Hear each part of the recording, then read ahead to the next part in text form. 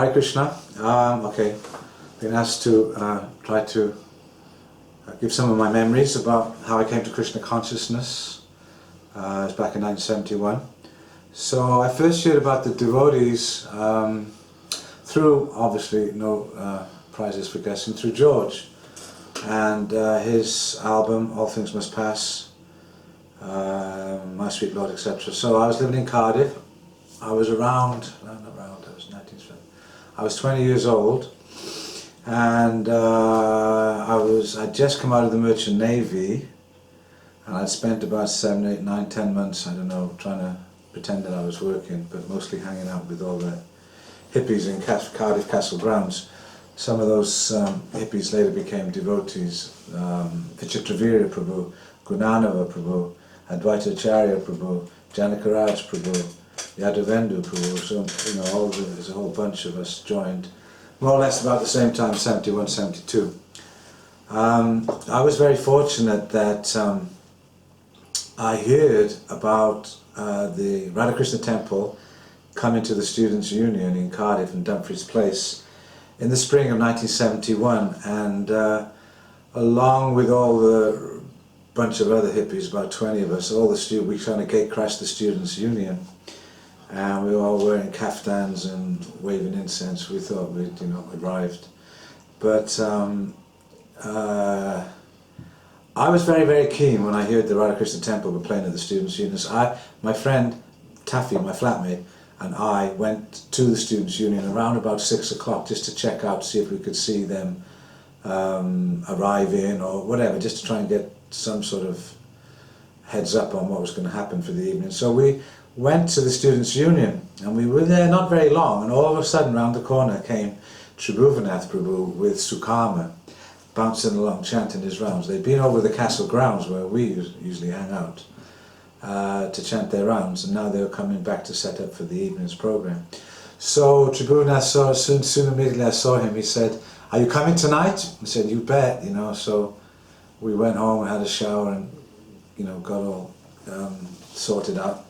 Went back, there were about 20 friends there.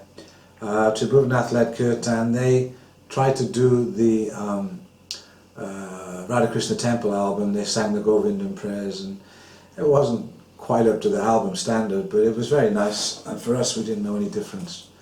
Different kirtans, Govinda, Jaya, Jaya, and all the 20 hippies were dancing, all the students were a little bit nonplussed. Anyway, during the interval, after the devotees finished, Steeler's Wheel were on, Jerry Rafferty, but we went into the foyer, and Sukama spoke to me, and Tribhuvanath spoke to my flatmate Taffy. And it turned out that there was room in the car for one of us to go back to London. So Sukama asked me, and at the same time Tribhuvanath was asking my flatmate Taffy. So because Tribhuvanath was senior, Taffy got to go. And I was lamenting I couldn't go up to the temple with him. So he went, and he stayed for about 3 nights. He came back with Tribhuvanath's personal copy of Bhagavad Gita. It had Tribhuvanath Das written in the front, the abridged version. My flatmate Taffy didn't read it. I read it twice within about, I devoured it twice.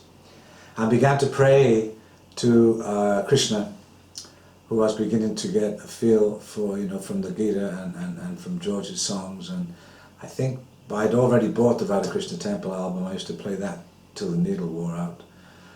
I began to pray to Krishna to send devotees to Cardiff, and by September, lo and behold, Kulashekar Prabhu Vishnu, who was then Paul, we didn't do back to Pauls in those days, but he was Paul, and Sukama Prabhu came to Cardiff. They'd gone to Bristol earlier, but hadn't had any success, and because Tribhuvanath had told them that there's quite a field in Cardiff, why don't you go there? So they came to Cardiff. And they stayed around in different hippies' flats. They stayed here, stayed there.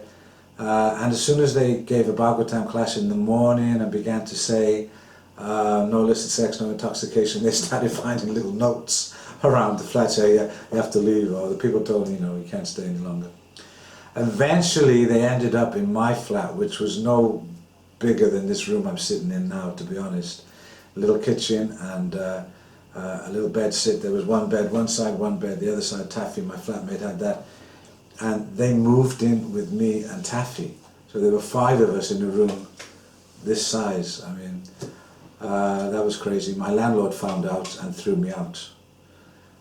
So I decided it was decision time to go back home to my mother's or to stay with the devotees. So I stayed with the devotees, and we had nowhere to go that night, so we were walking around Cardiff. We found an Indian gentleman, asked him could we sleep on in his living room, and he agreed.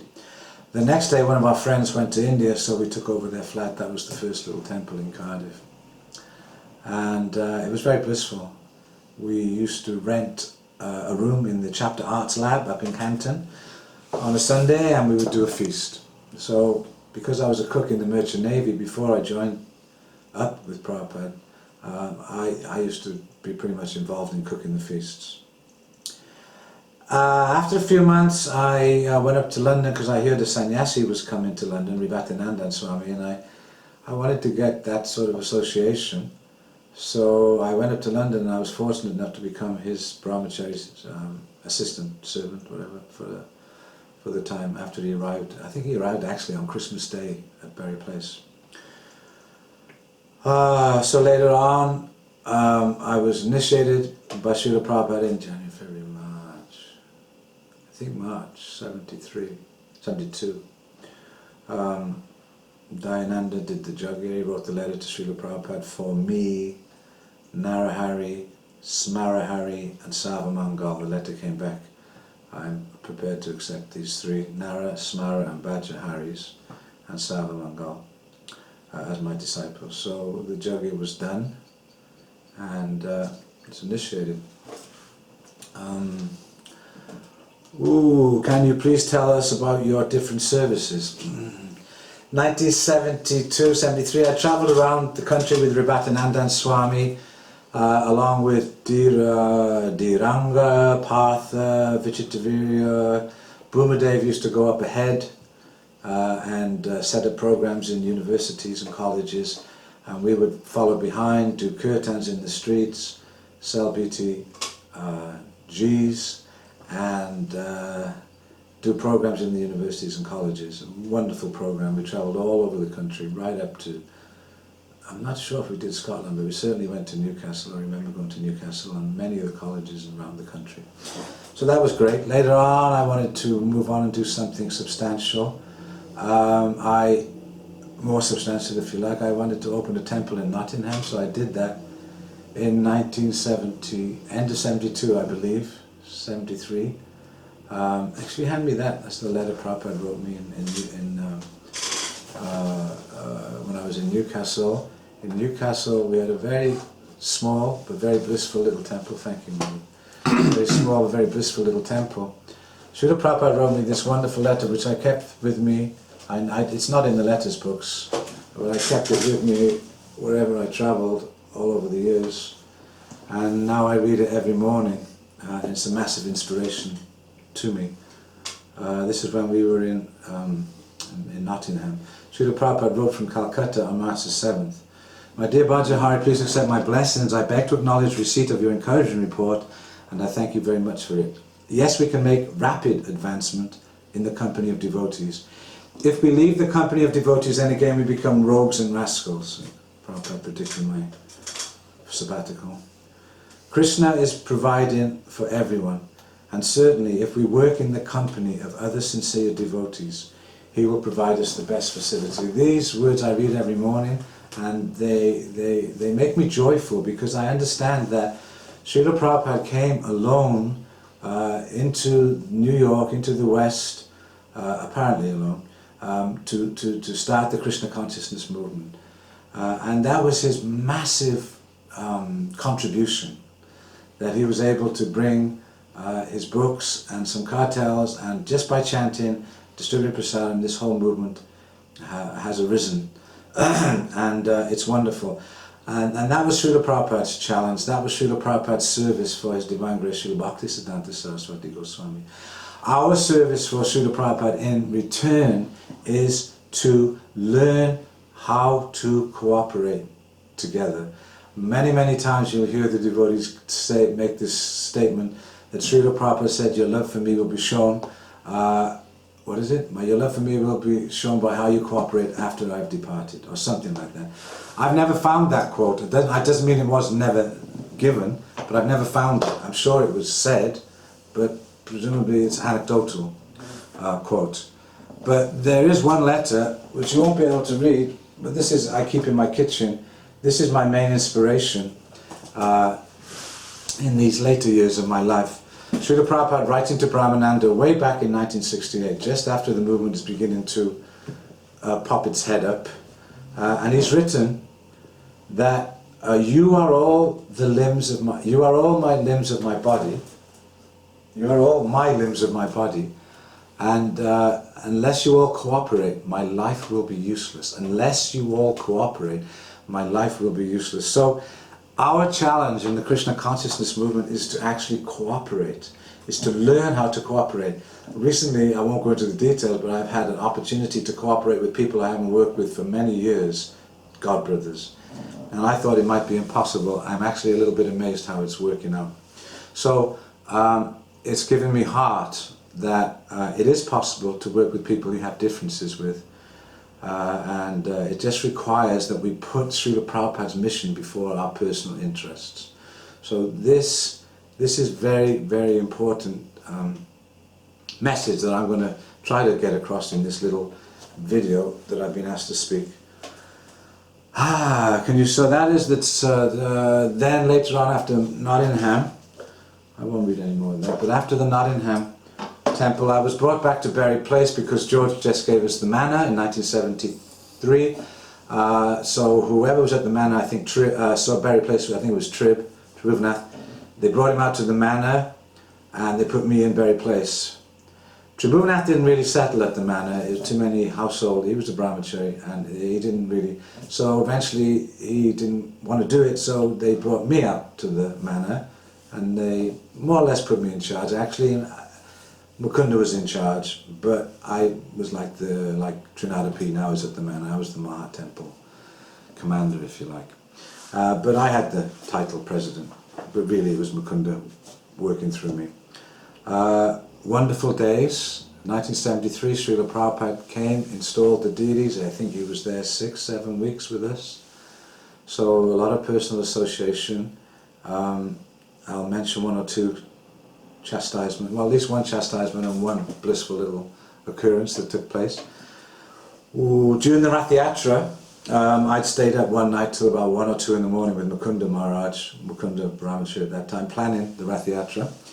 So come the morning, I didn't make it to Mangalati. Srila Prabhupada was walking around the grounds and he asked for me, and I was still upstairs in the Brahmachari ashram. I hadn't been married at that time, I wasn't married at that time. So Srila Prabhupada called for me, so someone came up and said, Prabhupada wants you to dive in the shower. Got dressed, ran down to, he was walking around the grounds when he wanted me. He wanted to tell me something that should be done.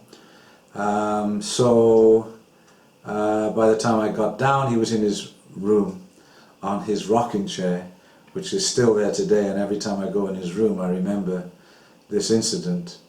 So I rush into Srila Prabhupada's room. He's sitting on his chair rocking, chanting Hare Krishna, Hare Krishna, and I pay my obeisances and he waits for me to finish my obeisances, and I sit up on my knees and he looked at me and said, so you cannot rise in the morning? And I offered my, well, Srila Prabhupada, I was up till 1 o'clock in the morning with Mukunda. We were planning Rath Yatra. Even if you take rest at 2 in the morning, you must rise for Mangalati. So that was a real difficult thing. I mean, I tried to do that while I was president over the years, but it's not always was possible, and I failed. But I think the real point Srila Prabhupada was making is, you're the temple president. If you're not there, then everyone else will have a reason not to be there. So I took it on board and I really tried as hard as I could to follow that to the T, with the odd misadventures. Another time, Srila Prabhupada, we were walking around the grounds with him. Again, he was looking at everything. And you know the little place where the boats sort of take off and tie up? It was all a wreck then, it was all rubble. It wasn't as nice as it is now. Anyhow, we were standing there, 4, 5, 6 devotees, I can't remember. And out of the window, which is now being used for the life membership or whatever, Indian affairs, whatever they call it these days, there we had an artist, a very famous artist in our circle at least, the Gopal Prabhu, Gopal. He was the artist for Quintessence, which was one of the bands that we all used to follow. They used to chant Hare Krsna, they used to visit various places, so we thought they were pretty far out. It turns out they were all Mayavadis, but anyway, that's another story. Anyway, the artist who used to paint all their cover albums had offered or agreed or been asked, I don't recall, to paint the picture of Srila Prabhupada that now is that full-size picture of Prabhupada in the temple room with his Tridandi. So he was staying in that room up there, up just next to Prabhupada's garden, overlooking Prabhupada's garden, the room upstairs. And he used to play the flute. He was a flautist.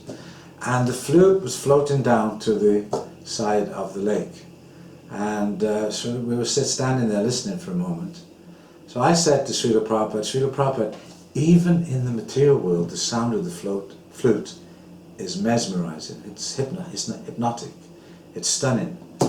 And I can't remember what he said, but he just went into a description of Krishna playing his flute and the gopis leaving their beds and dropping the milking pot and dropping their children, and he just acted out Krishna playing his flute, and he just talked for like 2 minutes. He just gave us this little glimpse of Vrindavan, and it was most ecstatic. His eyes were watering, and at the end when he started playing the flute, his eyes were popping out. You know, Prabhupada used to be very explicit, and he was just ecstatic.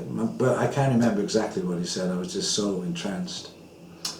A little later, then at that same time, he told me, so I want you to build an island in the lake. I want you to put a temple of Mahavishnu on the island, and Mahavishnu with the lotus flower and Lord Brahma and the temple. And then I want you to get boats, and in those boats, the guests, when they come, they should go around the island doing Samkirtan. He didn't say change the channel, he said doing Samkirtan. I remember that. So I tried to do that. We got one life member who said he would pay for it, said he would give £5,000. So we drained the lake, we recovered the bottom of the lake, we spread all this mud over, special clay over it, which was so it wouldn't leak.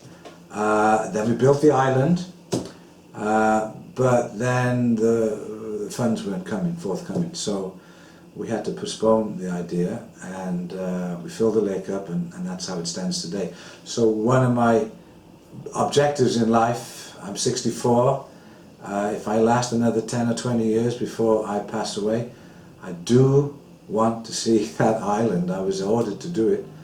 Even Prabhupada, I wrote to Prabhupada about the progress, and he wrote back to me saying, because you're charming the Indian community, they're giving you the money. But obviously I wasn't charming them enough, because it stopped at some point. So I must have put my big foot in it again somewhere along the line. Anyhow, that's a project that some of the managers of the Manor have asked me about and said that they're interested to try to do something. So we'll see what happens.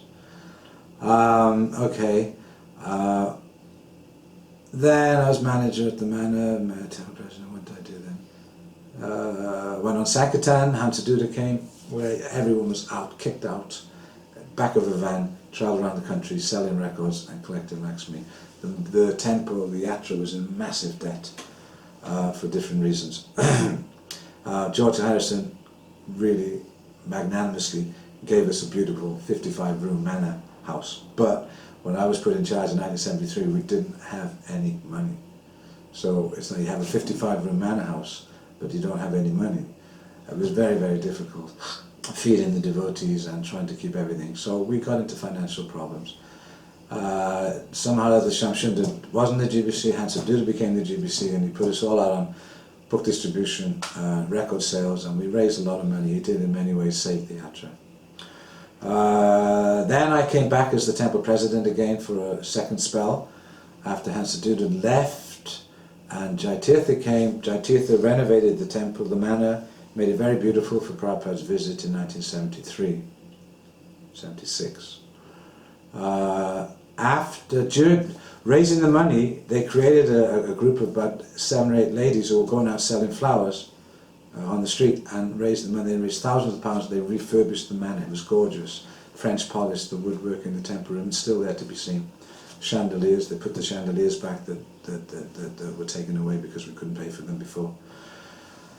Then there was an issue with Sri Radha Ishwara, who we had more or less lost the battle with Camden Town, and we were going to have to move out to Berry Place. So this was looming large, and there was a lot of fear. I was very, very anxious for the future of their lordships. So I went to Srila Prabhupada one day and I said, Srila Prabhupada, if something needs to be done and nobody's doing it, it's kind of a stupid question really. If something needs to be done and nobody's doing it, what should you do? Prabhupada said, you do it. So what was on my mind was that we needed to find a place for Radha Ishwara. So I went to Jai Tirtha and I said, look, I'll resign as the temple president. These ladies have collected so much money, they've done so well. If we let it go now, they'll go back to, you know, whatever. So why don't you let me take over the party, because Tulsi and somebody else was working with them. We're going to South Africa. So that would have been the end of that collecting party. So I offered to work with these lady devotees, and the idea would be that we would raise the money to buy a new temple for Sri Sri Radha Ishwara. And so we started an 18-month marathon. We got a bank loan to buy the building, and actually the building was bought maybe around 76, end of 76, start of 77. We bought the building with a bank loan, but I had agreed that I would raise the money to pay back the bank loan. So off we went on an 18-month marathon. Those 10 or 12 ladies collected £350,000 in 18 months. Some of them, Rukmini Priya, Jagatam, Adostatri, Jagatam, Mother Jagatam, were massive. They're doing £200, £300, £400 a day. This is back in 1976, remember. They were collecting huge amounts of money and distributing lots of Bhagavad Gitas. So in 18 months they raised £350,000. £108,000 was used to buy the Soho Street Temple. I made this deal with Jai Tirtha as our GBC that if we get this building, then there has to be a restaurant. Because I'm a cook, I was a cook in the Merchant Navy, I'm still a cook, I've got a little cafe in Watford, I'll talk about it in a moment, and my dream is to open another restaurant. As good as or better than Govinda's in London. So my deal with Jai Tirtha is I'll raise the money, but there has to be a restaurant. So we got that cleared with Srila Prabhupada. He said yes, there can be a restaurant, but there has to be separate entrances. And we did that. So £108,000, Mahendra Patel and Charles Patel. Charles Patel is a really nice devotee, businessman. He used to, is probably not anymore, Capital News Agent in London. I think he was a millionaire, if not he was close. He used to have a Rolls Royce, he used to pick Prabhupada up at the airport. And M.M. Patel, Mahendra Patel is a lawyer, had his offices on Oxford Street.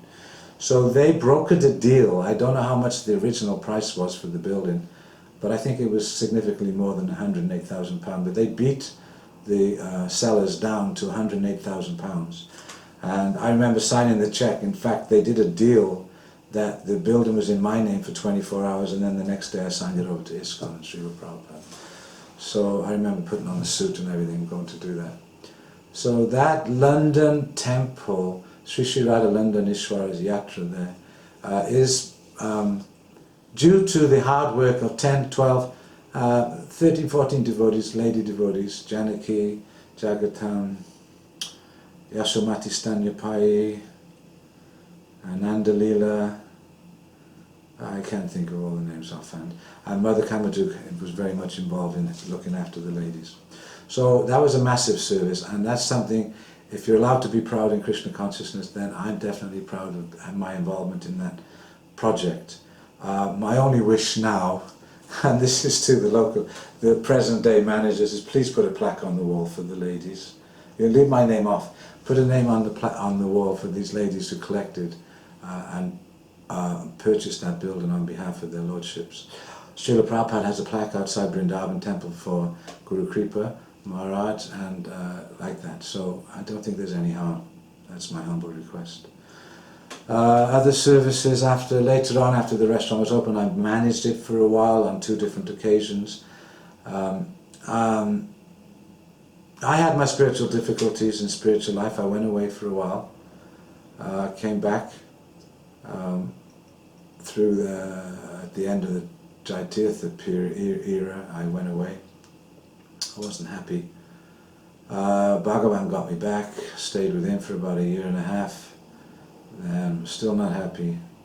My own spiritual problems, along with what I was perceiving to be going wrong within the society at the time, together added up to me going walkabout for a while. So I did that, and I have to say I don't really regret anything I've done in my life except for the people I hurt. Everything I did was a part of the learning which has brought me to where I am today, which is really, I feel really peaceful with myself, that I've dealt with most of my issues. Of course there's certain things there that still need to be dealt with, but I feel very comfortable in Srila Prabhupada's service. I've been back trying to actively engage in Krishna's service and Prabhupada's service since 1996. That's almost 20 years since my sabbatical. I'm happy. I love Prasadam distribution. So in 2010, my wife Ramya, she had a little inheritance from her family, and she gave that all to me, and we invested it in a little cafe on Market Street in Watford, and I've just spent 5 years there, working really, really hard with my 2 sons, my wife, and a couple of volunteers, back to Tom now called Tamoha, and back to Jill, and my sons Panchatattva Das and Mukunda Datta Das and Ramya. So we keep it going, 4, 5 or 6 of us keep it going.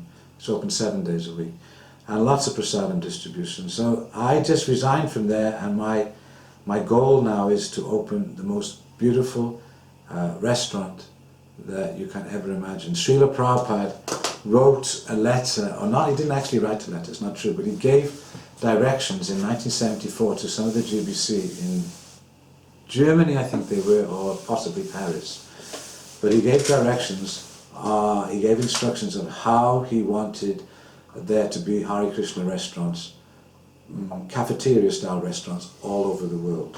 So Sri Jaitirtha Prabhu showed me that letter when he came to England in 1974, so it's a couple of years after it had been sent out. I hadn't seen it before. That's when I agreed with him that we would raise the money for Soho Street Temple. I didn't know it'd be Soho Street, but we'd raise the money, but there had to be a restaurant in there. So I'll read you a little bits from that letter that was sent out, where Srila Prabhupada gave clear instructions on how to set up and expand transcendental prasadam restaurants throughout the world. He said, "It is the next phase of our movement. Ever since then I have been meditating on ways and means to execute this transcendental desire of Prabhupada's. It is actually Varnashram. Restaurants require milk, butter, ghee, fruits, vegetables, grains, and they require brahmanas, kshatriyas, vaishyas and sudras. So the restaurants will actually be Varnashram in action. You have the brahmanas managing and overlooking, and the kshatriyas, vaishyas, everything. The brahmanas preaching there, because Prabhupada said that there should be attached to these restaurants, there should be Bhaktivedanta reading rooms. He wrote to a devotee in Canada, I can't remember his name. But there should also be Bhaktivedanta reading rooms. So this is a perfect combination, an undercover temple. You open up, Prabhupada's idea was that you wanted the restaurants to be cafeteria style, that the prasadam be laid out on counters, and the customers come with a tray and help themselves to as much as they like. There will be a fixed price. If one person eats more than another, he will pay the same. There will be 20 salty and 20 sweet preparations." I mean, the hours are going to be 10 to start with. "Vegetables and dal, samosas made from cauliflowers, peas and potatoes with white flour pastry cooked in ghee. Kachoris with chutneys, along with various types of pakoras, puri and hot buttered chapatis. halava, gulab jamun, rasgulla, rasmalai, malpura, cakes, fresh juices and lassi, all varieties. When the customers pay, they will be given one of your small books free of charge. Your beautiful bhajans and kirtans will sanctify the atmosphere, and people who may never have visited a temple will sit and appreciate the Krishna consciousness mood that prevails. The restaurants will be managed and run by Vaishnavas, and they will impress the customers with their nice service attitude and good manners. There will be a small shop selling all your books and kirtan tapes and other Krishna conscious paraphernalia. There will also be an efficient delivery service. Prabhupada wanted that. He said there should be delivery as well. Along with the restaurants, there can be Bhaktivedanta reading rooms where all my books can be kept and people can come and sit comfortably and read. The people will like these restaurants and reading rooms. They will take them as non-sectarian. So powerful, so clever. This is Prabhupada's plan. Letter to Subhavilas Prabhu in March 1977. So this is just before Prabhupada left. March, April, May, June, July, August, September, October, November. 8 months before Prabhupada left, he was thinking like this. This is the next phase of our movement. It is not a pipe dream, he said. Every day the bhoga will be offered to you and the beautiful presiding Gauranitai deities. Then the rest of the day, whatever else has to be cooked, will be considered already offered. Srila Prabhupada, you are the most practical and perfect spiritual master. You think of everything. I'm reading from my last year's Vyasa Puja. Now I intend to dedicate the rest of my life to creating a team of devotees that are determined to see these wishes of yours fulfilled. It is not a pipe dream. That is what you told Satsarup Maharaj, and that is what he put in the letter for you. You wanted this from the very beginning, as can be seen from your letters to Sali Agrawal. Back in the earliest days in New York, I was amazed when I started studying Prabhupada's letters that I was looking at letters he wrote to Sali Agrawal. So he was only with the Agrawals for a month or whatever, not long, but he became friendly with Sali and you know, he preached to her. And when he was up in New York later on, he had the idea that she should come there. He would show her how to open a restaurant and make a lot of money and spread Krishna consciousness simultaneously. And this in 1965. Maybe early 66. So Prabhupada always had this idea of restaurants. In the UK we have Govindas, which I helped to raise the funds for with the ladies' party. You have a little cafe in Cardiff, Atma I think it's called. You have a restaurant in Nottingham, which is apparently struggling to stay open. And you have our little cafe on Market Street in Watford, which has been open 5 years. So now I really want to open a restaurant in Watford for the devotees. Everyone I speak to thinks it's a fabulous idea. I get a little bit bewildered how I'm going to do it. I can't do it without the devotees. It's not possible. I need the help of the devotees. So my idea is very simple. Everyone who wants a restaurant in Watford, give me a £5 or a £10 a month. I promise you, if I don't open the restaurant, you do a standing order, your name will be on the standing order. If I pop my clogs, my wife will give you all the money back. I swear on video, okay? But if I get to be 70, that's another 6 years, I'm 64, I will have in the next couple of years a beautiful restaurant that will serve the needs and of the local community, especially the devotees. When I opened Gokula's Cafe in Market Street, I really wasn't thinking of it for the devotees. Why? Because I sell Linda McCartney sausages, veggie burgers that got onions in, and other stuff, falafels that got onions in. I wasn't thinking of devotees. I was thinking of opening a nice cafe that the local people would come in and think it was very nice, and everyone that comes in gets a biscuit that's been offered by my wife to go on a tie. So everyone gets prasadam. They come in for a coffee. Our coffees are only £1. They come in for a coffee and they all get a piece of prasadam. So for us, it's like, because I'm a Catholic boy, it's like giving the Holy Eucharist to everyone who comes in the door.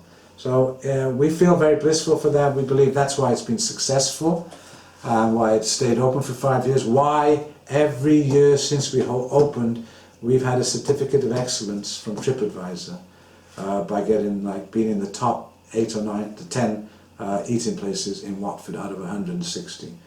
So I'm confident with all that I've learned all my life I was in catering before I joined the movement. I was a cook in the Merchant Navy. I used to work in restaurants in Cardiff before I joined the temple. I was the cook at the Manor. Actually, the first time I resigned from being temple president at the Manor in 1974 and a half or something, because the ladies were complaining that the children's food was too spicy for the children and everything was so difficult, I said, okay, fine, I'll resign. I went in the kitchen. And I spent at least a year in the kitchen till Hansa Duda came and put me on traveling Sankirtan with all the other men. So I love cooking, I love serving prasadam, as my friends will testify. I'm very enthusiastic and a little bit anxious to get this restaurant up and running. Please, please, please, I beg you, help me if you can. Okay, thank you. That's the restaurant business done. And that brings me to other services. Without being controversial, I don't accept that they should be changing Srila Prabhupada's books. Oops, I said it. I've got 20 tons of Prabhupada's books that I've imported that are original editions. Anyone wants to help me distribute them, you're most welcome. They're going quite well, but could always do with more help. Study groups. I want to talk about study groups a little bit. I'm sorry I'm not dealing with all these questions, but I'm just going. About 3 years ago, Devaki Sutta Prabhu invited me to a study group at his home. It went on for a few months and then he went to Scotland. Fortunately, Kishore and Sri Karma Prabhu were in the group and they took it over. It's been going for about 3 years. And we study Bhagavatam and Krishna book and Nectar of Devotion. My advice to any devotee, if you're not in a study group, start one. It's the most amazing experience. You have a little kirtan, you read from one book, you have another little kirtan, or discuss, ask questions, think about it, another little kirtan, read from another book, have your choice, and then another kirtan or a little prasadam, and associate with your God brothers and sisters. Now and again we have a little break for Christmas or something. It's a gap in my life when there's no study group. I'd like to thank Sri Karma and Kishore for being perfect hosts and allowing us to use their home every Tuesday evening. We also have a little one here in my home. Anyone interested, get in touch. About 6 of us have a Bhagavad Gita group, study group, and then we have listen to a Prabhupada lecture, and then we take a little prasadam here on this kitchen, on this very table.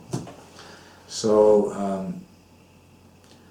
somebody posted, Sutapa Prabhu made a little, he has this blog called Insight.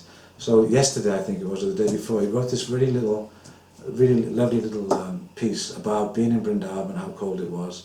But I think he bumped into one of our God sisters because he said, what was the quote? He said something about the good old days, and she said, no, these are the good old days. I'm actually living in the good old days. Never mind the good old days, rather. These last years of our life are the best years. Now we've had a crash course in Krishna consciousness from Srila Prabhupada during the 70s. Srila Prabhupada disappeared from our external vision. Chaos broke out. That's already predicted in the Srimad Bhagavatam. But after all of that chaos and all of that learning and pain, at this end, at this fag end of our lives, we should be putting all the jigsaw puzzle together and figuring out exactly what is expected of us from Srila Prabhupada. And for me, in a nutshell, in His Divine Grace's own words, what is needed is that you are all my limbs of my body. Unless you cooperate, my life will be useless. Please, let's not allow Srila Prabhupada's life to be useless. Hare Krishna, thank you very much. All glories to His Divine Grace.